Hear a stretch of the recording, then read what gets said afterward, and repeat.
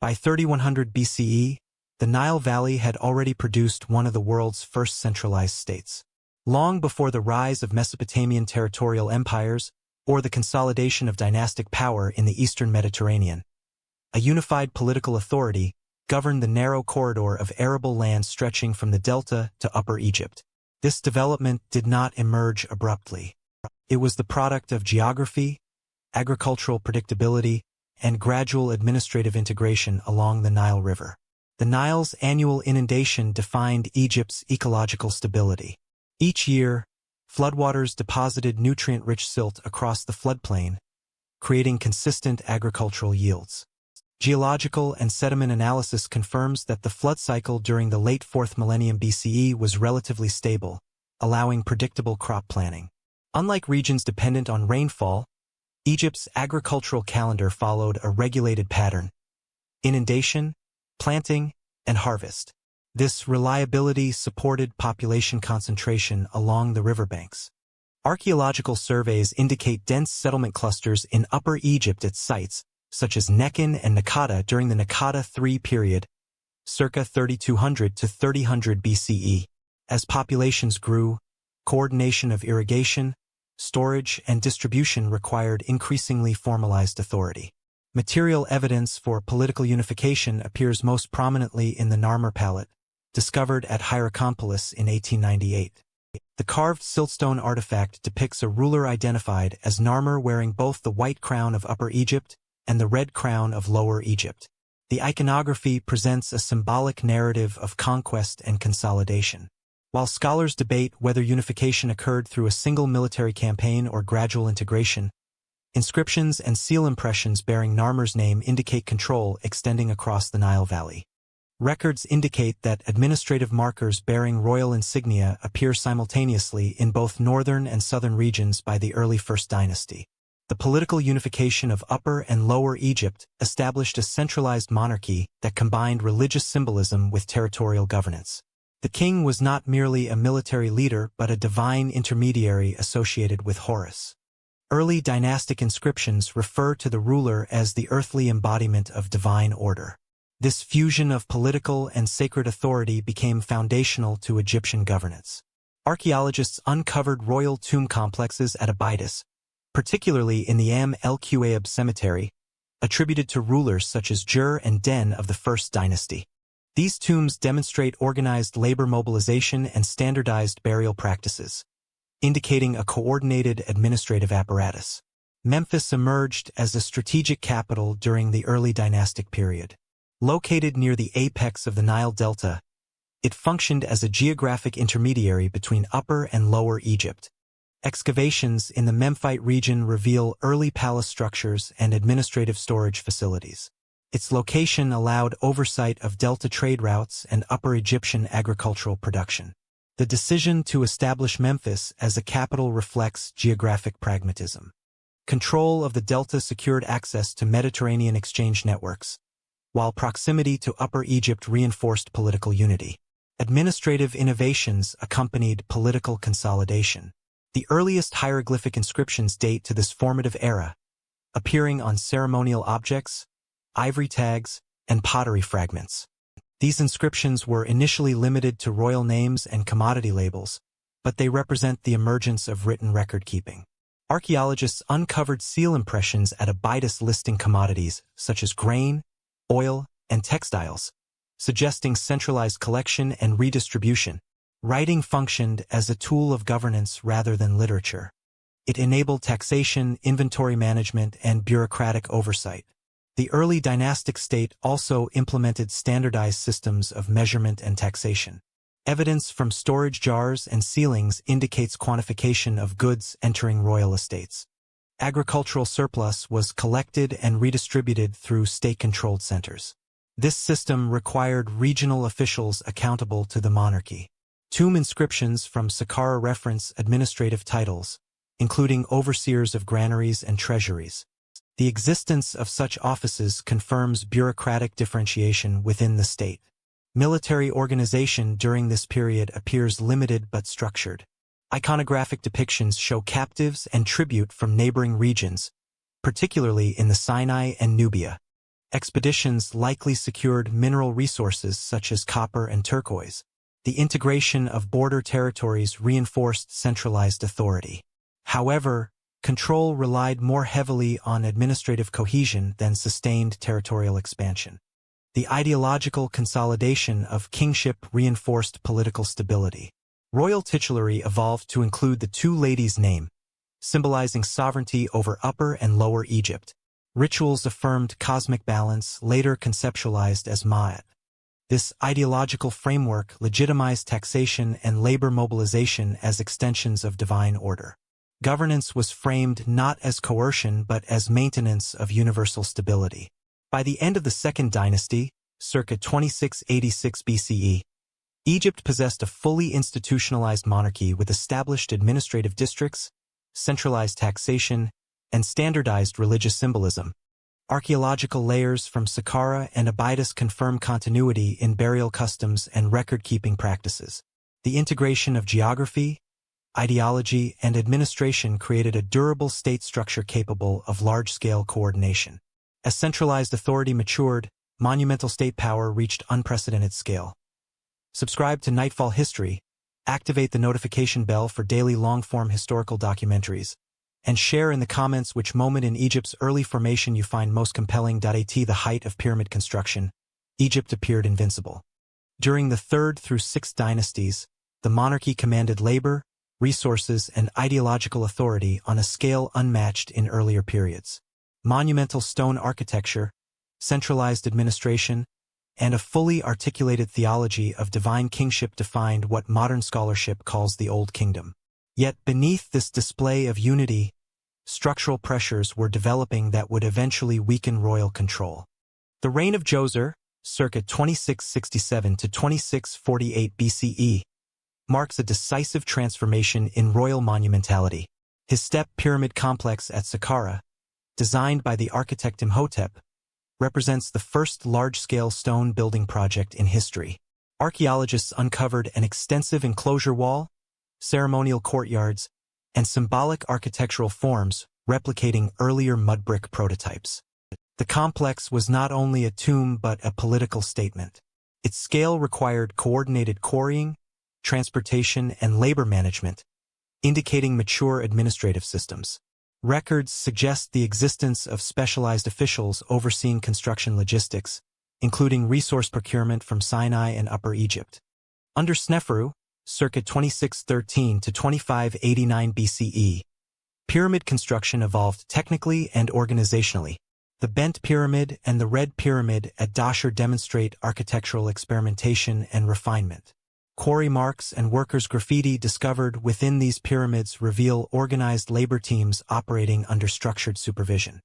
Contrary to earlier assumptions, the workforce consisted primarily of rotating agricultural laborers rather than enslaved populations. Settlement remains at sites such as Hayt El Ghurab near Giza indicate state-provisioned housing, bakeries, and medical facilities for workers. These findings confirm that pyramid building was a national enterprise sustained by agricultural surplus and bureaucratic coordination. The Great Pyramid of Khufu, circa 2580 to 2560 BCE, at Giza represents the apex of Old Kingdom centralization. Constructed from approximately 2.3 million limestone blocks, its precision alignment with cardinal points demonstrates advanced surveying knowledge. Administrative papyri discovered at Wadi al-Jarf, dating to Khufu's reign, record deliveries of limestone by overseers such as Mirror. These documents provide direct evidence of logistical planning, transport schedules, and state oversight. The pyramid complex, including mortuary temples and causeways, reinforced the ideology of the king as a divine intermediary whose authority extended beyond death. The expansion of administrative institutions paralleled monumental construction. Provincial governance operated through appointed officials who managed agricultural estates and tax collection. Tomb inscriptions from Saqqara and Giza list titles such as Overseer of the Granary and Chief Treasurer, indicating differentiated bureaucratic roles. During the 5th and 6th dynasties, pyramid texts were inscribed within royal burial chambers, formalizing theological doctrines concerning kingship and the afterlife. These texts, the earliest substantial religious corpus in Egypt, emphasized the king's cosmic role in maintaining order. The institutionalization of divine kingship reinforced centralized authority but tied political legitimacy closely to royal performance. However, structural rigidity emerged as provincial elites gained influence. Nomarchs, originally appointed as regional administrators, gradually accumulated local authority. Inscriptions from provincial tombs in Asyut and Beni Hassan display increasing wealth and autonomy among these officials. Burial practices once reserved for royalty began appearing among regional elites, suggesting diffusion of prestige. Over time, certain offices became hereditary, reducing direct royal control over provincial governance. Records indicate that by the late 6th dynasty, local administrators controlled substantial agricultural resources independent of Memphis. Economic pressures compounded these developments. The later reign of Pepi II, circa 2278 to 2184 BCE, one of the longest in Egyptian history, coincided with signs of administrative stagnation. Quarry inscriptions and trade expeditions decreased in frequency.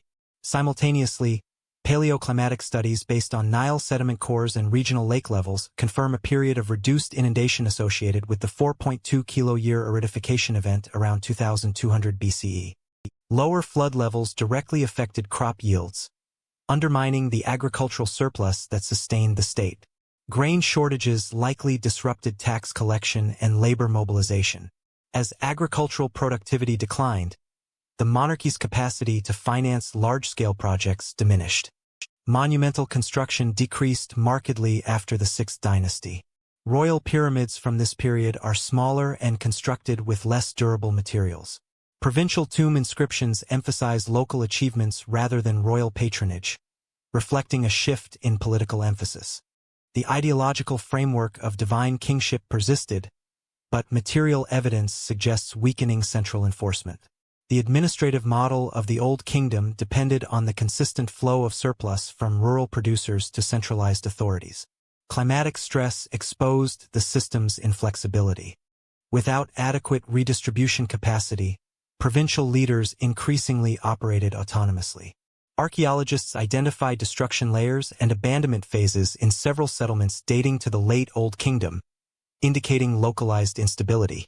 The absence of coordinated state response to environmental stress underscores the vulnerability of highly centralized governance. By approximately 2181 BCE, the Old Kingdom's unified structure had dissolved, marking the onset of the First Intermediate Period. Egypt fragmented into competing regional polities centered in Heracleopolis and Thebes. While cultural continuity persisted, the centralized authority that had mobilized pyramid construction no longer functioned effectively. The ideological and administrative system that enabled monumental achievement proved less adaptable under ecological and political strain. Environmental stress and regional autonomy gradually dissolved Old Kingdom unity. By the 15th century BCE, Egypt ruled beyond the Nile. What had once been a territorially concentrated river kingdom transformed into a militarized empire projecting power deep into Nubia and the Levant. This transformation followed the expulsion of the Hyksos around 1550 BCE by Ahmose I, founder of the 18th dynasty. The Hyksos occupation of the Delta during the Second Intermediate Period exposed vulnerabilities in Egypt's border defense and introduced new military technologies, including horse-drawn chariots and composite bows. In response, the early New Kingdom rulers reorganized the state around sustained military capacity. Ahmose I initiated campaigns into southern Canaan and Nubia to eliminate remaining Hyksos strongholds and secure trade corridors. Inscriptions from the tomb of Ahmose son of Abana at El Kab describe naval engagements and sieges, providing first-hand testimony of organized military operations. These campaigns marked the beginning of a policy shift. Egypt would no longer rely solely on natural frontiers, but would create buffer zones beyond them. Nubia, rich in gold deposits, became a primary target.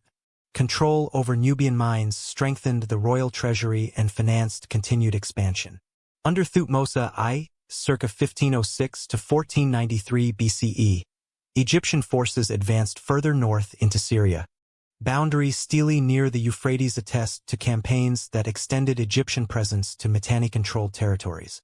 However, it was Thutmose III, circa 1479 to 1425 BCE, who institutionalized Egypt's imperial strategy. After initially serving as co-regent with Hatshepsut, Thutmose III launched a series of annual campaigns into the Levant. The most detailed record appears on the walls of the Temple of Ammonius at Karnak, where scribes documented troop movements, siege tactics, and tribute lists. The Battle of Megiddo in 1457 BCE represents a defining moment in Egyptian military history. According to the Karnak inscriptions, Thutmose III chose a narrow mountain pass to surprise a Canaanite coalition. The subsequent siege of Megiddo secured Egyptian dominance over key trade routes linking Egypt to Mesopotamia. The campaign lists inscribed at Karnak enumerate captured chariots, weapons, livestock, and prisoners. These records indicate systematic extraction of resources rather than temporary raiding. Egypt imposed tribute obligations on Levantine city-states, integrating them into an imperial network. Empire required permanent military organization. Reliefs and inscriptions show standardized equipment, including bronze-tipped spears, scale armor, and light chariots.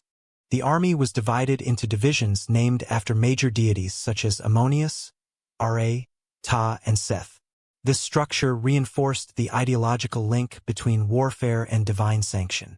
Military officials bore administrative titles, suggesting overlap between governance and warfare. Garrisons were stationed in strategic centers such as Gaza and Jaffa, ensuring continued Egyptian oversight. Logistics played a decisive role in sustaining expansion. Archaeologists uncovered supply depots and fortifications along the Nile and in Nubia, including at Buhen and Semna. Grain shipments, livestock management, and chariot maintenance required coordinated state planning. The Nile served as a transportation artery, enabling rapid troop deployment between Upper Egypt and Delta staging points. Records indicate that scribes accompanied military campaigns to document tribute and inventory resources. Writing remained central to imperial administration. The expansion into Nubia was not solely military but administrative. Viceroys titled King's Son of Kush governed conquered territories. Inscriptions at Salab and Amara West confirm Egyptian temple construction deep into Nubia, reflecting efforts to institutionalize control. Gold from Nubian mines financed temple building and military upkeep. Control over trade routes linking sub-Saharan Africa to the Mediterranean increased Egypt's economic leverage. During the reign of Amenhotep II and Thutmose IV, Egypt maintained dominance in the Levant through diplomacy as well as force. The Amarna letters, dating to the reign of Amenhotep III and Akhenaten, 14th century BCE, reveal correspondence between Egyptian pharaohs and Near Eastern rulers. These clay tablets, written in Akkadian cuneiform, document requests for military aid, tribute disputes, and marriage alliances. The letters indicate that Egypt functioned as a hegemonic power within a competitive interstate system.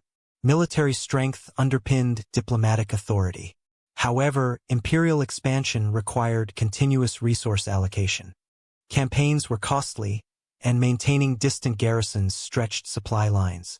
The later 19th dynasty rulers confronted renewed challenges from the Hittite Empire. The Battle of Kadesh in 1274 BCE under Ramesses II illustrates the scale of interstate warfare. Although often portrayed as an Egyptian victory, inscriptions suggest a tactical stalemate.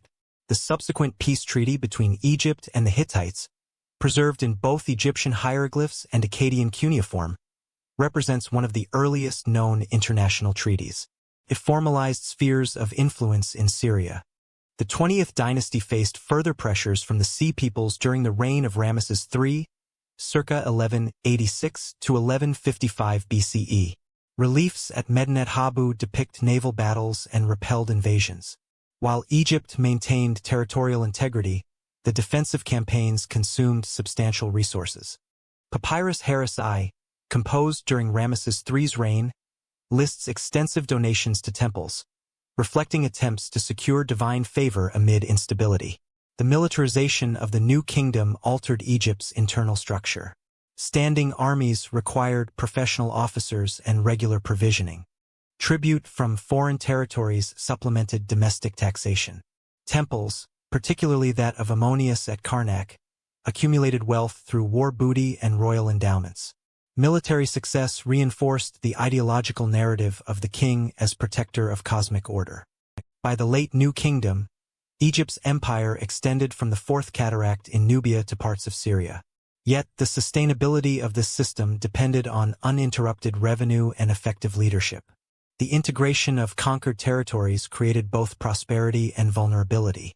Maintaining control required constant vigilance, administrative oversight, and military readiness. Imperial wealth reshaped religious and political institutions. A single pharaoh attempted to redefine divine authority. Around 1353 BCE, Amenhotep IV ascended the throne at the height of Egypt's imperial power. The 18th dynasty had secured Nubian gold, Levantine tribute, and international prestige. The temples of Ammonius at Karnak possessed immense landholdings and administrative influence. The priesthood of Ammonius had become one of the most powerful institutions in the state, benefiting directly from imperial expansion. It was within this context of religious wealth and political entanglement that Amenhotep IV initiated a transformation that would destabilize internal unity. Within the first years of his reign, the king elevated the Aten, the visible solar disk, as the supreme manifestation of divine power. Initially, Aten worship coexisted with traditional cults. However, the theological shift intensified rapidly. Amenhotep IV changed his name to Akhenaten, meaning effective for the Aten, signaling ideological rupture. Temples to the Aten were constructed in open-air formats, emphasizing direct sunlight rather than enclosed sanctuaries.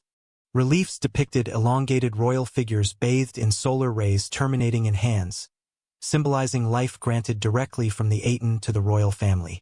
This transformation was not merely devotional, it was administrative. The cult of Ammonius had accumulated extraordinary economic power. Temple estates controlled agricultural lands, labor forces, and storage facilities. By diminishing Ammonius' centrality, Akhenaten curtailed priestly authority and redirected resources toward a new religious infrastructure centered on himself and the Aten. Inscriptions indicate that the names of Ammonius were chiseled from monuments, and traditional iconography was suppressed in state-sponsored contexts. The relocation of the capital from Thebes to a newly constructed city, Akhetaten, modern Amarna, formalized the shift. The site was chosen for its previously unoccupied desert location, symbolizing a break from entrenched religious traditions. Boundaries steely carved into surrounding cliffs declared the Aten's exclusive patronage over the city. The urban layout included expansive palaces, administrative buildings, and Aten temples constructed rapidly using small standardized stone blocks known as talatat. This architectural speed reflects both urgency and centralization. Artistic conventions changed alongside theology.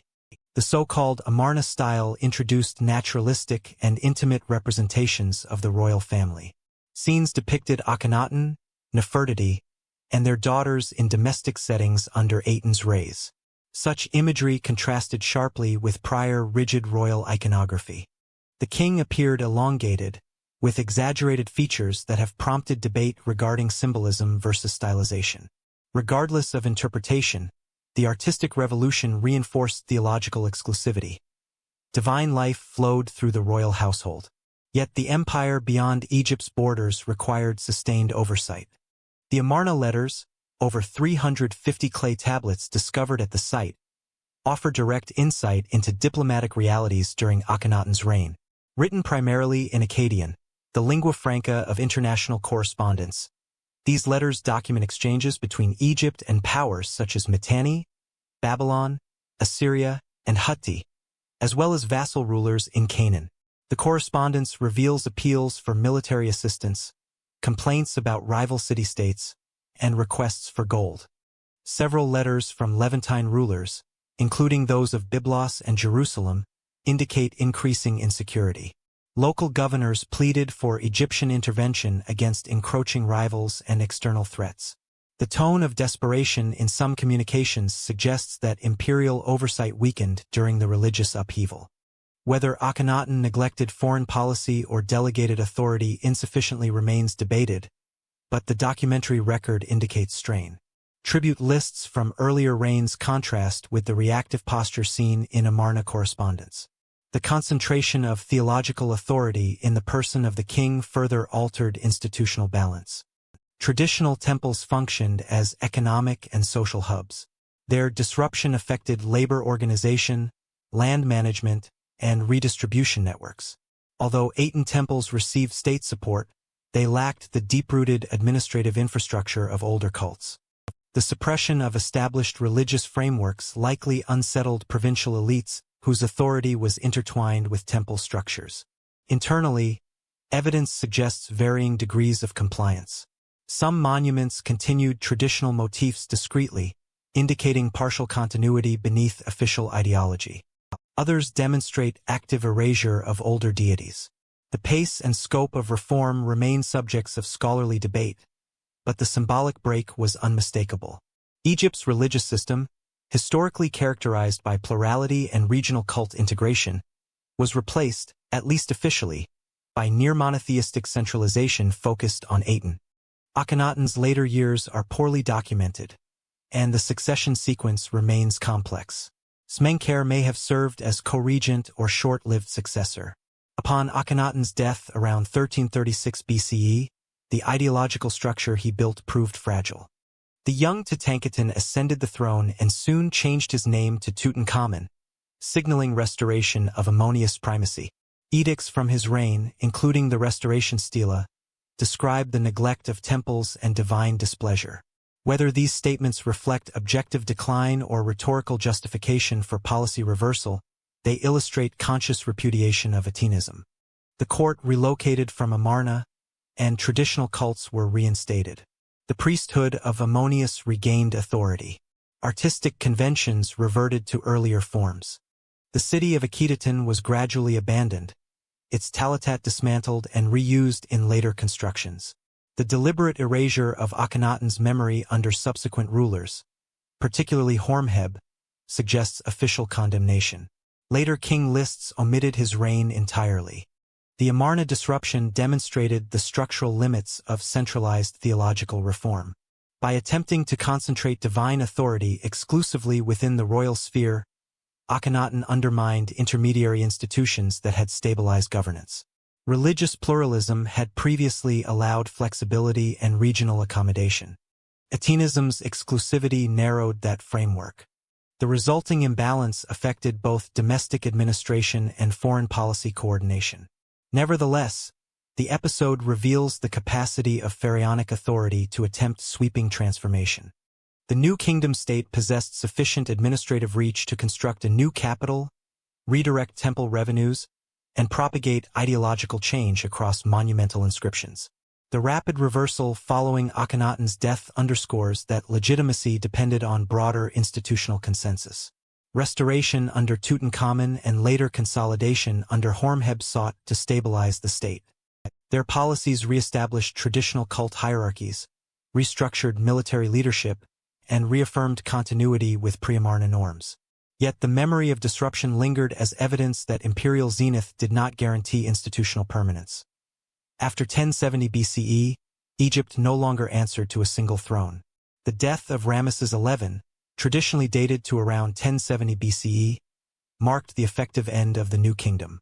Although no dramatic invasion immediately followed, the structural coherence that had defined Egypt's imperial zenith gradually dissolved. Centralized authority fractured into a dual system divided between Lower and Upper Egypt. In the Nile Delta, rulers of the 21st dynasty established their capital at Tanis. In Upper Egypt, the high priests of Ammonius at Thebes exercised de facto sovereignty. This arrangement did not constitute open civil war. Rather, it institutionalized decentralization. Smenkhare, Nesbonebzdai, founder of the 21st dynasty, ruled from Tanis in the northeastern delta. Archaeological evidence from Tanis reveals reused monumental blocks originally inscribed for earlier Ramesside kings. Colossal statues and obelisks were transported from Pi-Ramses and repurposed. This pattern indicates reduced access to quarrying resources and diminished royal construction capacity. Unlike the grand temple complexes of the New Kingdom, Tanite building programs relied heavily on spolia. The reuse was practical but symbolically revealing. The 21st dynasty appropriated the past to reinforce weakened present legitimacy. While Tanis maintained nominal kingship over all Egypt, practical control did not extend uniformly southward. At Thebes, the high priests of Ammonius accumulated extraordinary authority. The office had expanded significantly during the New Kingdom due to temple endowments and land grants.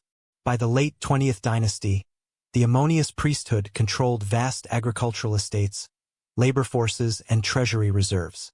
In this context, Herihor emerged as a pivotal figure. Reliefs at Karnak depict him wearing royal regalia and adopting kingly titulary, including cartouches. Although he did not formally displace the Tanite monarch, his inscriptions suggest autonomous governance over Upper Egypt. This dual structure divided political and religious authority along geographic lines. Tanis retained formal dynastic succession and foreign diplomatic representation. Thebes controlled temple wealth and regional administration in Upper Egypt. Marital alliances between the Tanite kings and the Theban priestly families helped maintain fragile equilibrium. For example, daughters of Tanite rulers were appointed as God's wife of Ammonius, reinforcing ideological cohesion. Yet this balance depended on cooperation rather than centralized command. Economic documentation from the period indicates systemic strain. Tomb robbery papyri, some dating slightly earlier but reflecting ongoing conditions, describe widespread theft from royal and elite burials. Judicial records detail investigations and confessions, suggesting both fiscal desperation and weakened enforcement capacity. The inability to protect royal necropolis symbolized declining state authority. Moreover, the royal mummies of earlier pharaohs were relocated and hidden in caches such as Deir el-Bahri to prevent further desecration. This act reflects defensive retrenchment rather than imperial confidence. Trade patterns also shifted. During the New Kingdom, Egypt maintained active engagement with Levantine polities. In the Third Intermediate Period, evidence for sustained northern campaigns diminishes sharply. Archaeological strata in Canaan show reduced Egyptian administrative presence. Nubia, once governed by viceroys titled King Son of Cush, gradually slipped from effective Egyptian control. Local Nubian elites consolidated power independently, laying foundations for later Kushite resurgence. The religious dimension of fragmentation was equally significant. The high priests at Thebes did not simply function as clerics. They commanded military forces and managed taxation within their domain. Temple estates effectively operated as parallel administrative centers. In some instances, priestly decrees carried weight comparable to royal edicts. The ideological model of unified divine kingship, where the pharaoh embodied cosmic order, became geographically segmented. Ritual continuity persisted, but sovereignty was no longer singular. Despite decentralization, Egypt did not immediately collapse into chaos. The Nile Valley's agricultural productivity continued to sustain population stability. Local governance structures adapted to the new reality. Regional elites gained influence as intermediaries between Tanis and Thebes. This diffusion of power reduced the risk of abrupt systemic failure but entrenched long-term fragmentation. Without centralized mobilization, large-scale military or construction projects became rare.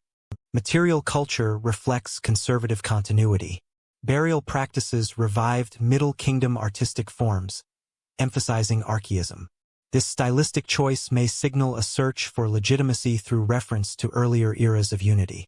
However, archaism cannot obscure structural transformation. Egypt transitioned from imperial hegemon to regionally divided state.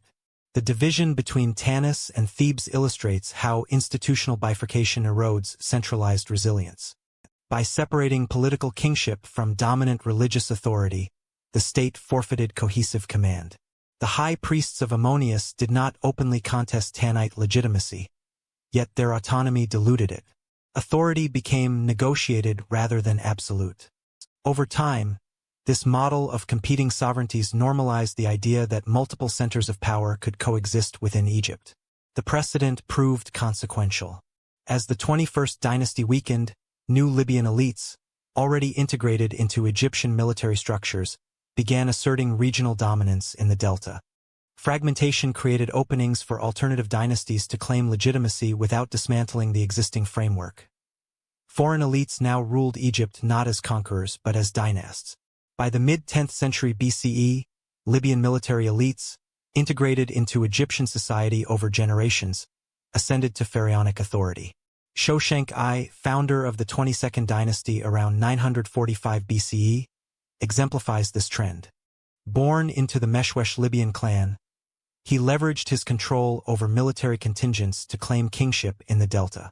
Unlike prior imperial rulers, Shoshenq's legitimacy derived as much from familial networks and tribal affiliation as from traditional ideological sanction. His reign illustrates the persistence of regional militarized structures within a formally Egyptian framework. Shoshenq I reasserted Egypt's military presence beyond its borders. Karnak reliefs document a campaign into the Levant, capturing cities and exacting tribute from Philistine and Canaanite polities. Biblical accounts identify him with Shishak, who raided Jerusalem during the early 10th century BCE. Contemporary inscriptions enumerate the cities and settlements subdued, providing tangible evidence of logistical coordination and military organization. Yet this external assertion did not translate into durable internal centralization. Control over Nubia and Canaan remained episodic and contingent on immediate campaign capacity. Internally, Libyan rulers relied on familial appointments to govern Egypt's regional centers. Sons, brothers, and allied clan members were installed as local governors or military commanders, a practice documented in inscriptions from Bubastis, Leontopolis, and Tanis. These appointments reinforced pre-existing patterns of decentralized administration established during the Third Intermediate Period. Unlike New Kingdom pharaohs who mobilized royal bureaucracy across Egypt, the Libyan dynasts exercised influence through networks of kinship and personal loyalty. Monumental inscriptions and building projects reflect localized initiatives rather than centralized state-sponsored programs. Coexisting kingships became normative. The 23rd dynasty emerged in Upper Egypt during the 9th century BCE, ruling concurrently with 22nd dynasty rulers in the Delta. Archaeological evidence from Thebes, including temple inscriptions and tombs, confirms that these kings maintained courtly functions and ritual authority within their respective territories. Religious ceremonies continued to invoke traditional pharaonic rituals, preserving ideological continuity, even as political unity remained fractured. The multiplicity of concurrent dynasties codified polycentric governance as the standard for the period. Economic contraction compounded structural limitations. Material evidence indicates a decline in monumental construction compared with New Kingdom precedents. Smaller temples and tombs, often funded by local elites rather than the central court, dominate the archaeological record. Administrative papyri from Thebes and Tanis, though limited, suggest reduced bureaucratic reach. Tax collection became increasingly localized, with provincial authorities exercising discretion over agricultural and labor contributions.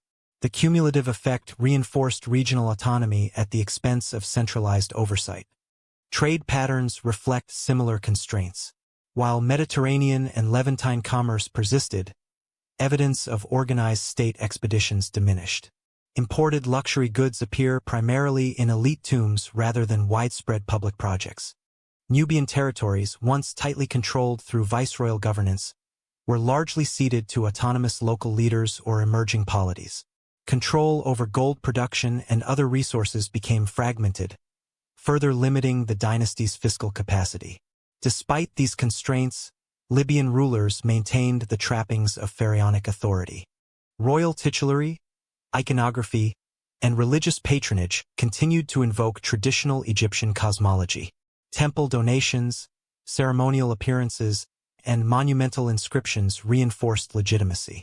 However, without structural reform, central authority remained largely nominal. Governance depended on military loyalty, kinship networks, and negotiation with entrenched local elites. The period illustrates an adaptation of Egyptian political norms to the realities of polycentric rule. The Libyan dynasties maintained continuity with Egyptian ritual and cultural frameworks, yet their administrative methods institutionalized decentralized authority. Regional governors exercised autonomy previously reserved for central appointees, codifying the fragmentation initiated during the Third Intermediate Period. Economic, military, and administrative trends combined to normalize divided governance. Monumental building, once an expression of imperial cohesion, became a localized indicator of dynastic prestige rather than state capacity. Military campaigns, while demonstrating the pharaoh's reach, were episodic and contingent. Trade and resource extraction depended increasingly on regional cooperation rather than direct central oversight. In 525 BCE, Egypt ceased to be an independent kingdom. Cambyses II, son of Cyrus the Great and ruler of the Achaemenid Empire, launched a military campaign against the Nile Valley, culminating in the decisive Battle of Pelusium. Sources diverge in their depiction of the conquest. Herodotus, writing in the 5th century BCE, presents an account emphasizing strategic cunning and psychological warfare, including the alleged use of cats and sacred animals to exploit Egyptian religious sensibilities. Contemporary Egyptian sources, while less detailed, corroborate the loss of the native pharaonic line, noting the defeat of Psamtik III, the last ruler of the 26th dynasty. Archaeological evidence, including destruction layers in Memphis and depictions of Persian officials, confirms the sudden transition of political authority. The victory at Pelusium effectively terminated native kingship in Egypt. Cambyses assumed the title of pharaoh and integrated Egypt into the Achaemenid imperial framework.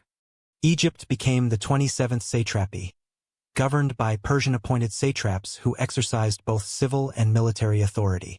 Inscriptions and administrative records, including the Elephantine papyri, attest to the presence of Persian bureaucrats overseeing taxation, military conscription, and judicial matters. While local religious institutions continued to operate, temple revenues were now channeled in part to the imperial treasury. Military occupation and administrative reorganization were central to Achaemenid governance. Persian garrisons were stationed in strategic cities, including Memphis, Sais, and the newly fortified Pelusium. These deployments ensured compliance and facilitated control over the Nile's deltaic and canal systems, essential for agriculture and transport. The presence of Persian military personnel in temple precincts illustrates the intersection of coercive and administrative authority. The incorporation of Egypt into the Achaemenid Empire required adaptation of local bureaucratic practices. While the Persians retained Egyptian titulary and ritual forms to legitimize their rule, they imposed new taxation systems. Tribute payments were standardized and recorded on papyri, with payments delivered both in kind and through coinage introduced from the broader Persian economy. Records indicate that while religious officials maintained operational autonomy, they were compelled to contribute to imperial revenue streams, altering traditional resource distribution networks. Cambyses' conquest also produced symbolic gestures reinforcing authority. Reliefs at Susa and Persepolis include Egyptian captives and conquered territories, reflecting imperial propaganda. Additionally, Cambyses reportedly attempted to expand military operations into Nubia, though logistical challenges limited sustained campaigns. The Achaemenid approach relied on strategic occupation rather than total cultural assimilation, combining military oversight with administrative continuity. Herodotus' narrative includes accounts of cultural tension. Stories of sacrilege against Egyptian temples and sacrificial practices are likely exaggerated, but they indicate perception of disruption under foreign rule. Archaeological studies suggest continuity of temple activities and priestly administration, demonstrating pragmatic tolerance. The Persian model balanced centralized imperial control with local institutional structures, a strategy repeated across other satrapies in the empire. The establishment of satrapal authority marked a significant structural shift. Whereas native pharaohs combined religious, military, and fiscal powers in a unified office, Achaemenid governance separated these functions. Satraps oversaw taxation and defense, while priests continued to manage ritual and temple lands. This division introduced both efficiency and potential friction. Compliance relied on the coordination of multiple semi-autonomous actors. Economically, integration into the Persian system intensified resource extraction. Papyrus records detail grain requisitions and shipment schedules from Upper and Lower Egypt to Persian centers. The canal networks connecting the Nile to the Mediterranean facilitated transport of goods, ensuring imperial access to agricultural surplus and supporting broader Achaemenid logistics. Local elites, while retaining prestige, were subordinated to imperial oversight, marking a departure from traditional pharaonic patronage networks. The conquest also affected foreign relations. As part of the Achaemenid Empire, Egypt was integrated into imperial campaigns against Phoenicia, Greece, and other territories. Egyptian naval contingents were occasionally mobilized in support of Persian operations, reflecting a shift from autonomous regional projection to imperial obligation. By the end of 525 BCE, Egypt's political landscape had been fundamentally restructured. Native kingship had ended, territorial administration was subordinated to a satrap, and taxation and military obligations were integrated into a wider imperial framework.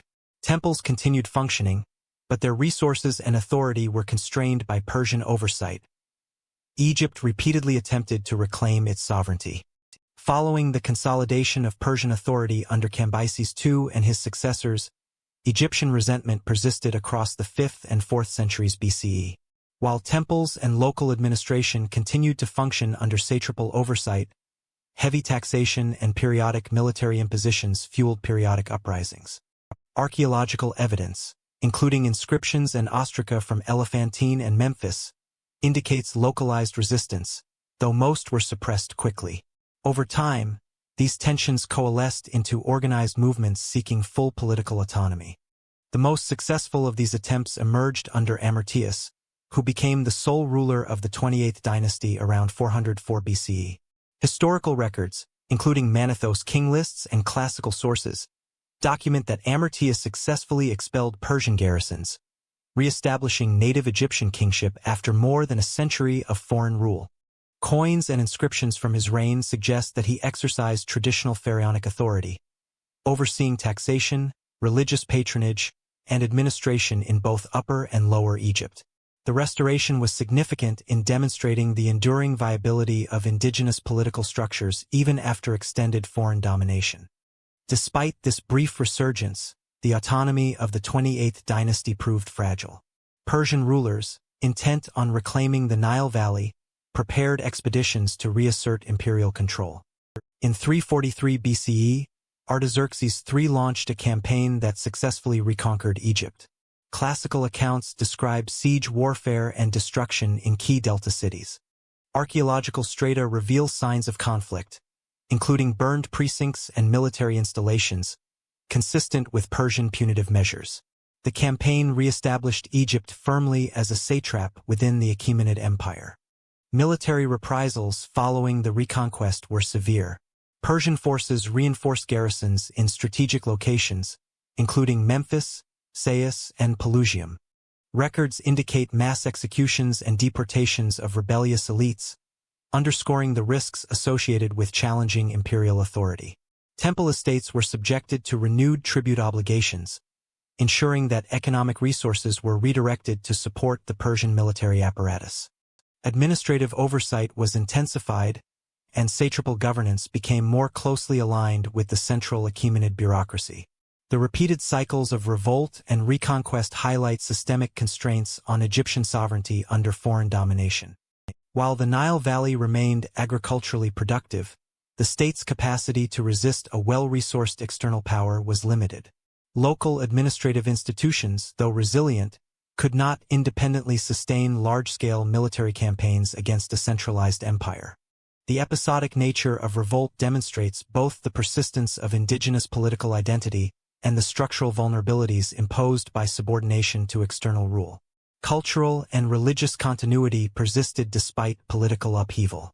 Egyptian temple rituals, priestly hierarchies, and iconography continued largely intact, providing a measure of institutional stability.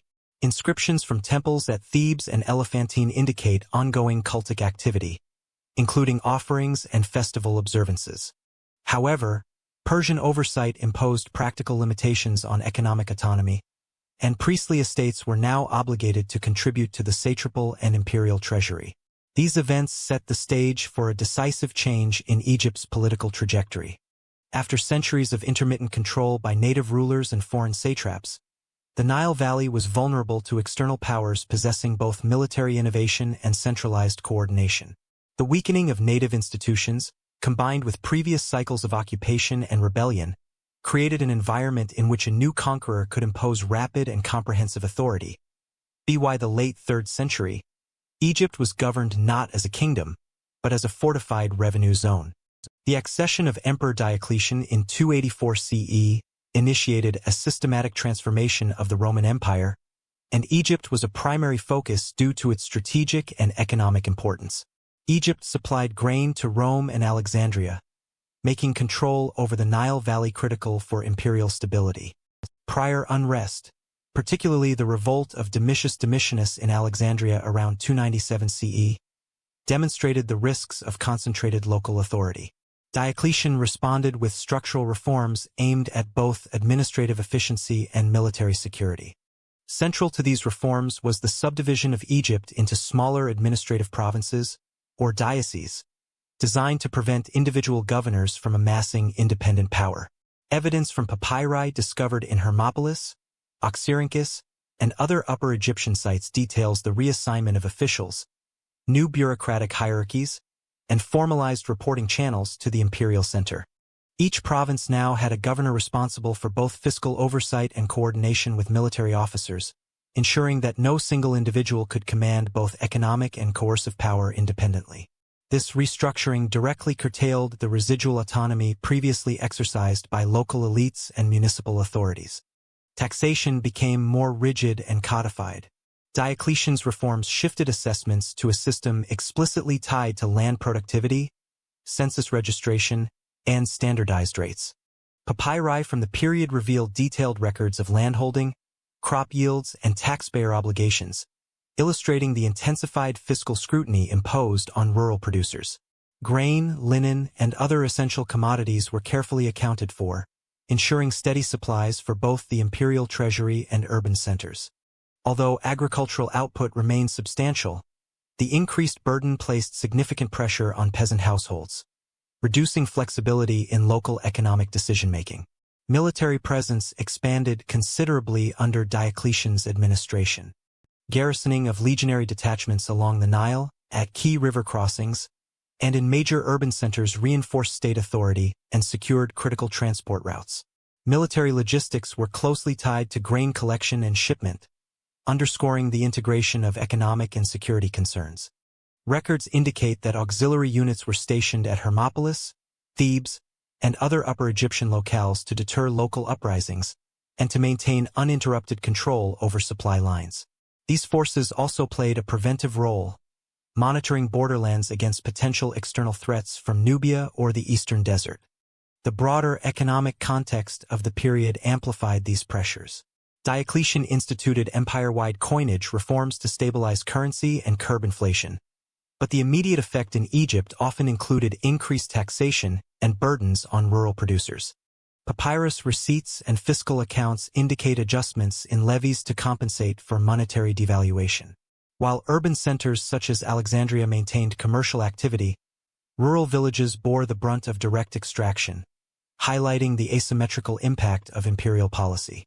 Local communities faced both material constraints and bureaucratic oversight unprecedented in earlier centuries. The reforms also formalized the integration of military and civil authority. Provincial governors coordinated directly with duces, military commanders responsible for local garrisons, ensuring that fiscal collection and security enforcement were mutually reinforcing. In effect, the administrative military nexus transformed Egypt into a controlled revenue zone, productive, strategically secure, but increasingly disconnected from earlier local or regional identity. The autonomy that had characterized Egyptian administration under both native dynasties and earlier Roman practices was now heavily constrained. Religious and cultural institutions were not immune to these changes. Temple estates, which had historically managed local land, labor, and wealth, were now subordinated to imperial fiscal policy.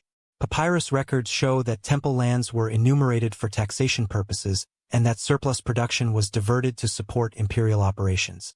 While traditional ritual functions persisted, the economic base that had enabled Egyptian temples to operate as semi-autonomous centers of authority eroded under centralized extraction. Temple hierarchies remained influential in local communities, but their capacity to act independently of the imperial system was diminished.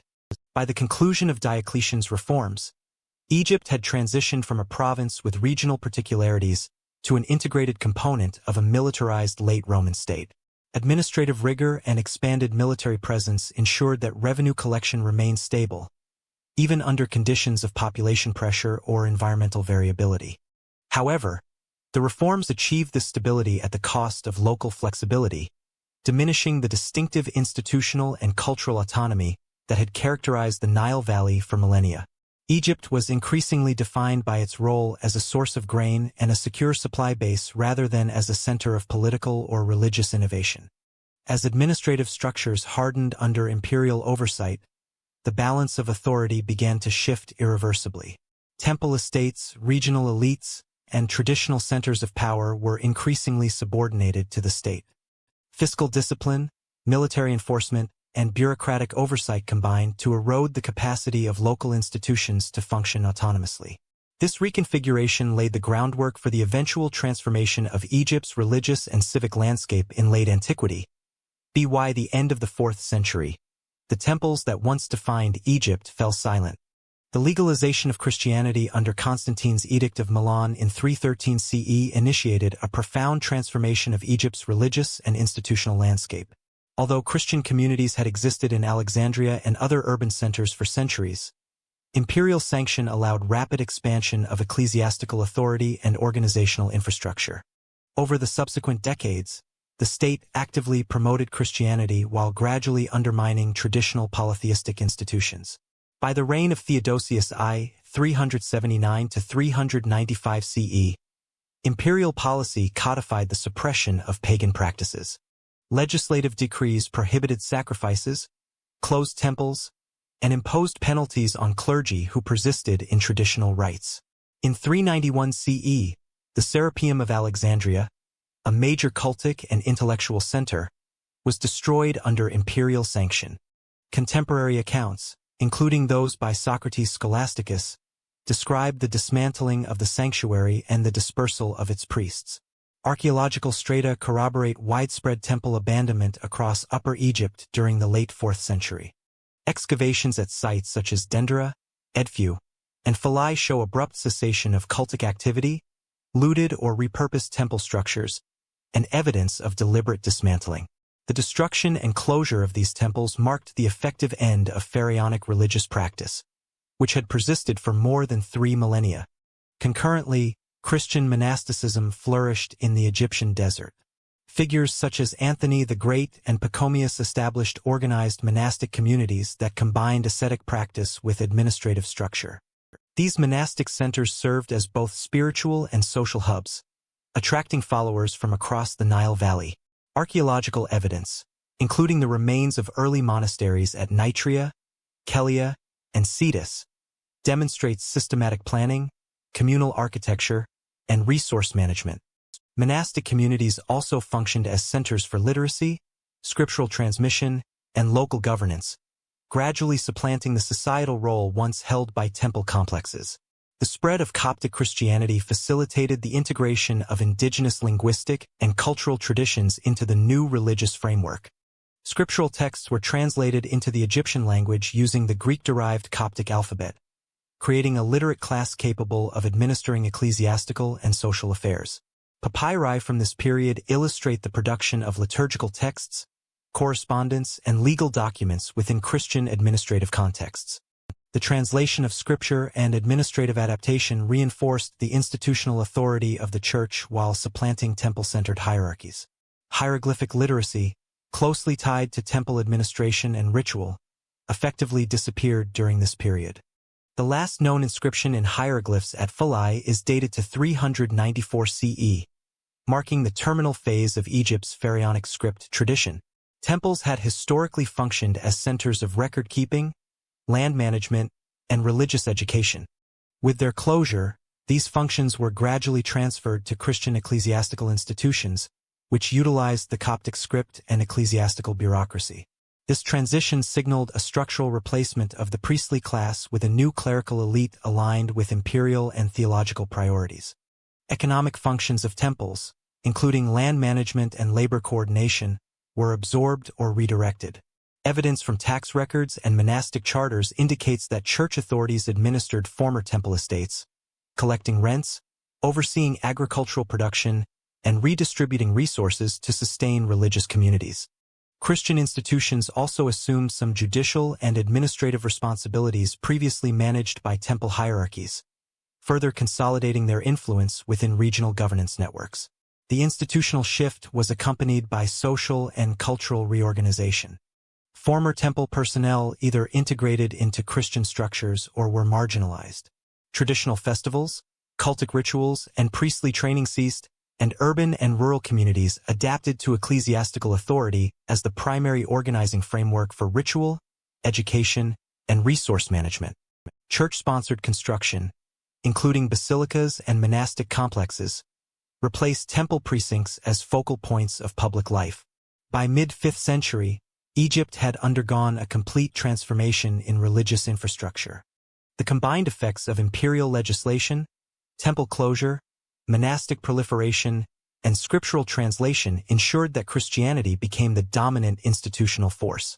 Coptic bishops exercised both spiritual and temporal influence, establishing networks of authority that spanned urban centers and rural hinterlands.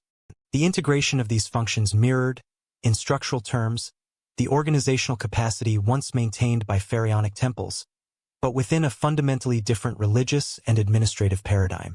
Religious transformation occurred amid geopolitical instability. Concurrent pressures, including recurring Blemian and Nubian incursions, internal revolts, and tensions with Byzantine authorities, required coordination between ecclesiastical and secular institutions. The Church's ability to administer resources, maintain communication, and mobilize labor contributed to local stability while consolidating its dominance over societal functions formerly managed by temples. The closure of temples and the rise of Christian institutions thus mark a decisive turning point in Egypt's history. The institutional foundations that had sustained Egyptian civilization for millennia were replaced by a new religious and administrative order, permanently redefining social, economic, and cultural structures across the Nile Valley. In 642 CE, Egypt passed from Roman hands into Islamic governance. The Arab advance into Egypt began in 639 CE under the command of Amr ibn al-As, operating from territories recently incorporated into the Rashidun Caliphate. Forces moved westward from Palestine, encountering Byzantine defensive positions along the Nile Delta. Byzantine military capacity had been eroded by decades of conflict with Persian forces, internal political instability, and prior fiscal strain. Papyri and chronicled accounts from both Byzantine and Coptic sources document fragmented garrisons, undermanned fortifications, and depleted resources, which facilitated the Arab advance. One of the earliest and most decisive engagements was the siege of Babylon Fortress, located near modern Cairo. The fort held strategic control over the Nile's eastern branches and was a linchpin of Byzantine defense. Contemporary sources describe the siege as protracted, lasting from 640 into 641 CE. Amr's forces employed a combination of tactical encirclement and negotiation with local populations, leveraging both military pressure and local disaffection with Byzantine taxation and administration. Archaeological evidence confirms the destruction of certain defensive structures while indicating continued habitation in surrounding settlements, suggesting that conquest was coercive yet not universally destructive.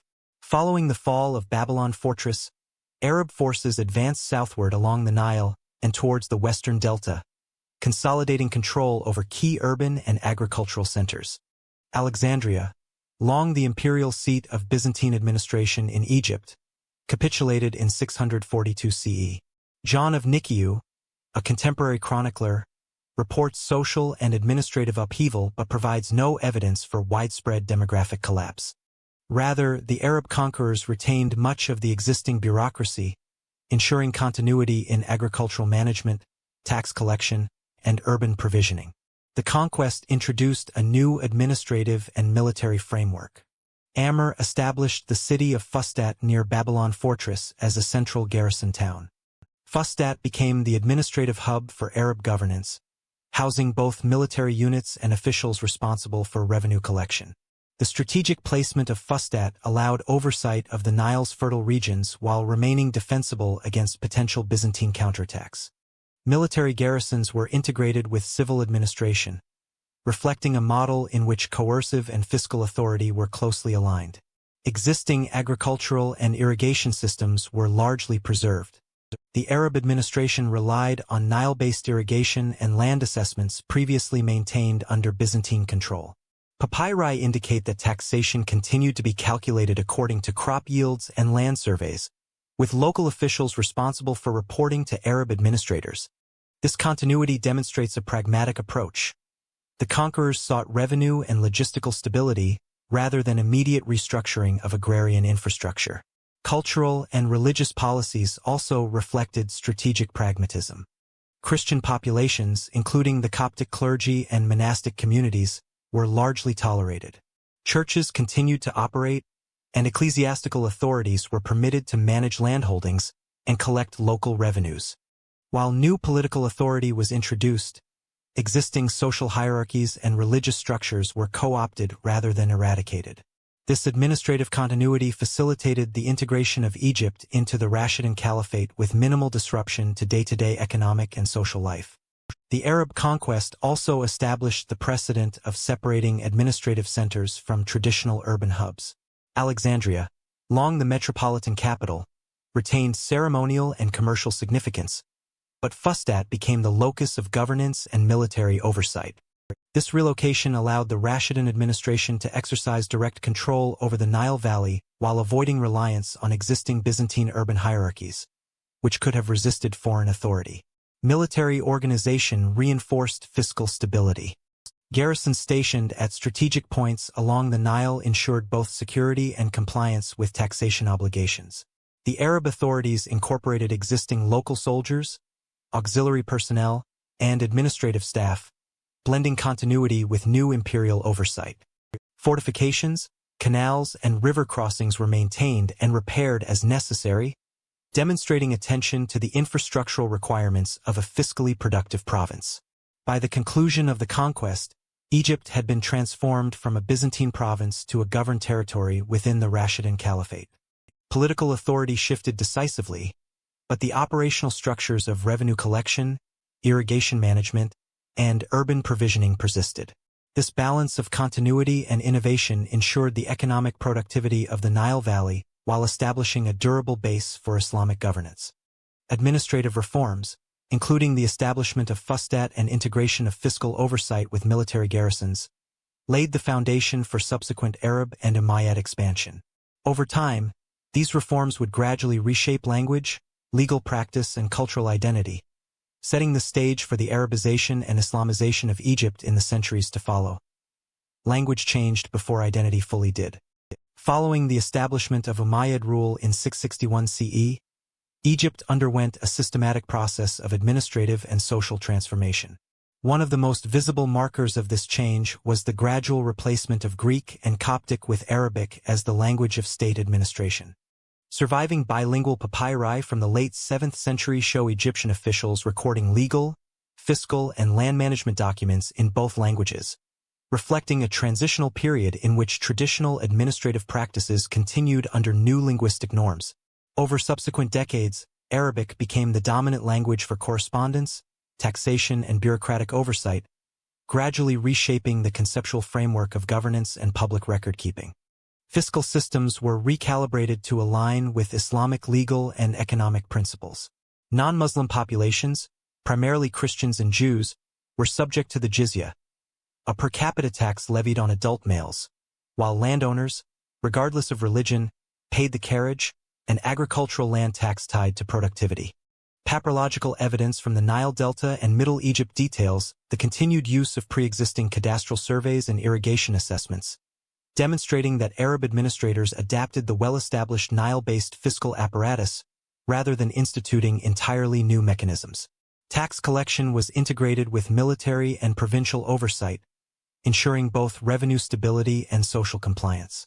Conversion to Islam occurred gradually, often over generations, and was influenced by both social incentives and local networks. Evidence from settlement patterns, legal documents, and funerary inscriptions indicates that Muslim communities initially constituted a minority concentrated in administrative centers such as Fustat, while rural villages remained predominantly Christian. Nevertheless, intermarriage, political integration, and the institutional presence of the caliphate facilitated the slow but steady spread of Islamic identity across the Nile Valley. By the late 8th century, the combination of fiscal incentives, urban settlement, and administrative centralization had created a durable foundation for broader social and cultural transformation. Urban hierarchy shifted in parallel with administrative reform. Alexandria, historically the political and economic center under Roman and Byzantine rule, declined in strategic importance as Fustat emerged as the new administrative capital. Fustat's establishment near the former Babylon fortress site allowed the Umayyad administration to exercise direct oversight of the Fertile Nile corridor, coordinate garrisons, and manage tax collection efficiently. Archaeological layers reveal urban growth, construction of mosques, and infrastructure to support a central bureaucracy, indicating the city's rising prominence. Meanwhile, Alexandria retained commercial and maritime significance, but was no longer the locus of governance or imperial authority. The Nile-based agricultural economy continued to underpin Egypt's wealth, but integration into a transcontinental Islamic trade network introduced new dynamics. Goods from North Africa, the Levant, and the Arabian Peninsula flowed through Egyptian ports, linking local production to broader imperial markets. Surviving accounts of shipping manifests and port records suggest continuity in staple commodities such as grain, flax, and papyrus, alongside the introduction of new trade items, including textiles and luxury goods. This economic connectivity facilitated the consolidation of Umayyad administrative power, as revenue from both domestic agriculture and long-distance trade contributed to state stability. Social realignment accompanied fiscal and linguistic changes.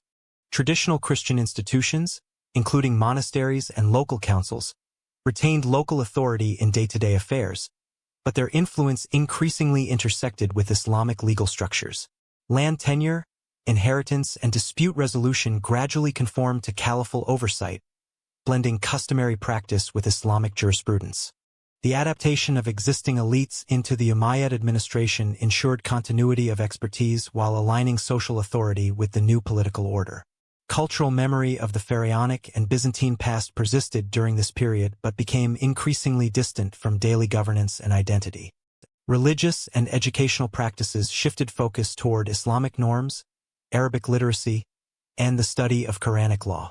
Monastic traditions continued in isolated desert settlements, but their political and economic influence declined relative to centralized administration and urban-based Islamic institutions. Bilingual papyri, including legal contracts and tax receipts, illustrate the gradual obsolescence of Coptic for administrative purposes, reflecting the broader integration of Egypt into an Islamic socio-political framework. By the mid-8th century, Egypt's identity was no longer tied to pharaonic or Roman institutions. The Nile Valley retained its geographical centrality, agricultural productivity, and urban infrastructure, but the conceptual and administrative frameworks were now distinctly Islamic. Language, fiscal structures, and urban planning reinforced new forms of authority, which over time replaced older cultural, religious, and civic paradigms. Local elites adapted to the new system, ensuring both administrative efficiency and continuity of production, yet cultural alignment increasingly reflected the priorities and norms of the caliphate. The linguistic shift preceded broader identity transformation, illustrating a key dynamic in structural integration under imperial rule. Arabic administration facilitated standardized communication, legal codification, and fiscal management, laying the groundwork for social realignment over generations. Simultaneously, the persistence of rural Christian communities and traditional practices underscores the gradual nature of cultural transformation. Administrative change established a framework within which Egyptian society could be reshaped, but identity and religious conversion evolved over a longer timeline. Over centuries, older cultural memory diminished. Monuments, temple complexes, and pharaonic iconography lost political relevance, while literacy, bureaucratic practice, and urban authority became increasingly centered on Islamic institutions. By the close of the 8th century, Egypt had fully transitioned into an integrated component of the Umayyad Caliphate, demonstrating continuity of economic and administrative systems alongside profound sociocultural realignment. The monuments endured, but their meaning was forgotten.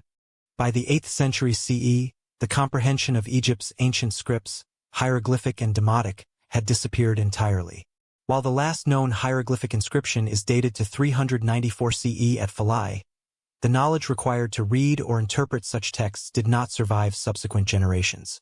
Priestly institutions, once responsible for training scribes and maintaining ritual literacy, had been dismantled during the Christianization of Egypt and later supplanted under Islamic administration.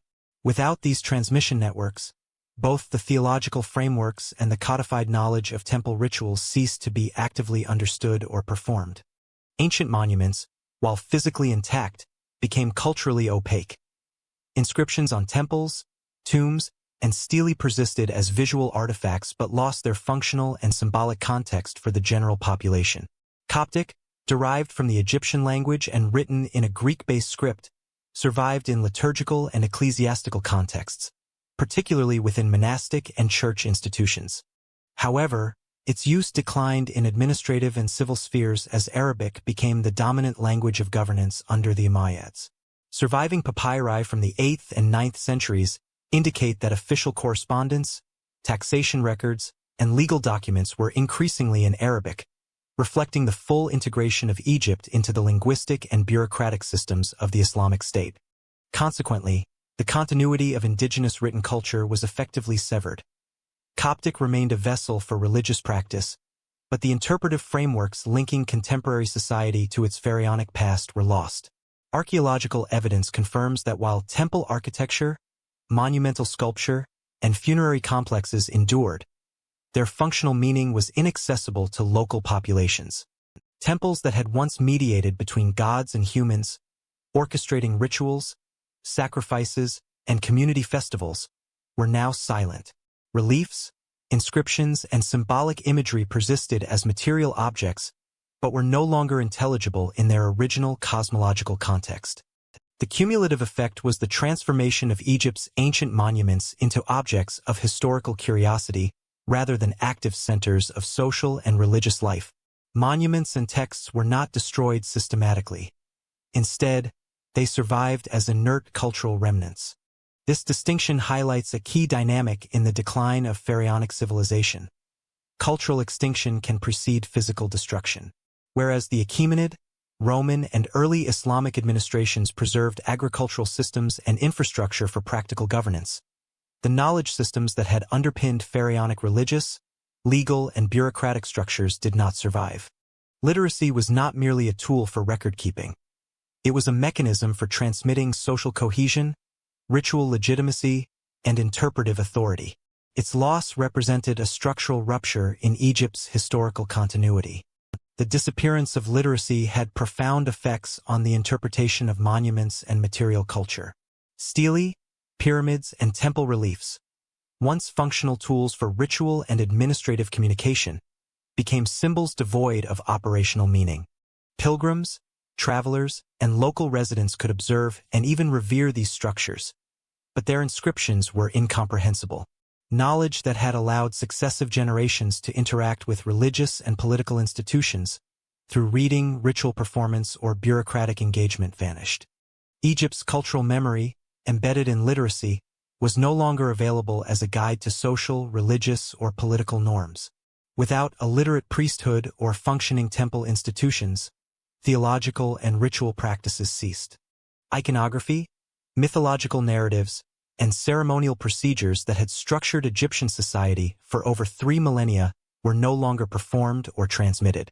Coptic Christianity and, later, Arabic administration imposed new religious, legal, and social frameworks, further replacing pharaonic interpretive structures. The cumulative effect was the systematic obsolescence of traditional Egyptian epistemology. Material continuity persisted, but functional comprehension did not. Evidence from epigraphy, papyrology, and archaeology demonstrates that the population of Egypt no longer possessed interpretive continuity with its pharaonic past. Rural communities, monastic networks, and urban centers were integrated into Islamic governance, aligned with Arabic language, fiscal oversight, and religious structures. Temple sites, while physically impressive, were culturally inert. The loss of literacy meant that these monuments no longer mediated authority or provided a cohesive framework for understanding law, ritual, or governance. Pharaonic knowledge, once a cornerstone of civilizational coherence, was rendered inaccessible. By the 9th century, the Egyptian landscape was thus transformed in both symbolic and functional terms. Monumental architecture remained, Nile-based agriculture continued, and cities retained economic significance. Yet the cognitive framework connecting contemporary society to its ancient heritage was irretrievably altered. Egypt's identity, historically anchored in pharaonic religious, administrative, and linguistic traditions, was redefined within the frameworks of Coptic Christianity and later Islamic governance. Political continuity would now follow entirely different models. After centuries of silence, a single stone restored Egypt's voice. In 1798, Napoleon Bonaparte's military campaign in Egypt included not only soldiers but also a corps of scholars, engineers, and artists tasked with documenting the country's monuments, natural history, and culture. This multidisciplinary team produced the Description de l'Egypte, a detailed record of temples, tombs, and urban sites, systematically cataloging ancient structures previously known only through local memory or fragmentary reports. Their work marked a pivotal moment in the systematic study of Egypt's material heritage and laid the foundation for modern archaeology. The most significant discovery of this period occurred in 1799 at Fort Julian, near the town of Rosetta. French soldiers uncovered a granodiorite stele inscribed with identical decrees in 3 scripts: Greek, Demotic, and hieroglyphic. Known as the Rosetta Stone, this artifact provided the essential comparative material that would ultimately allow scholars to decode Egypt's writing system. Greek, still comprehensible to European academics, served as a key to unlocking the previously unreadable Demotic and hieroglyphic inscriptions, bridging a linguistic gap of nearly 1,400 years. Although the stone was seized by British forces following the capitulation of the French in 1801, it remained central to European scholarly efforts. Its study enabled systematic decipherment, culminating in Jean-François Champollion's breakthrough in 1822. With this achievement, Egypt's monuments, tomb inscriptions, and papyri could be read for the first time since the closure of temples in the 4th century CE. Archaeologists could now reconstruct the political, religious, and social history of pharaonic Egypt using primary textual evidence rather than relying solely on architectural remains. Napoleon's expedition and the discovery of the Rosetta Stone transformed the study of ancient Egypt from anecdotal observation to evidence-based scholarship.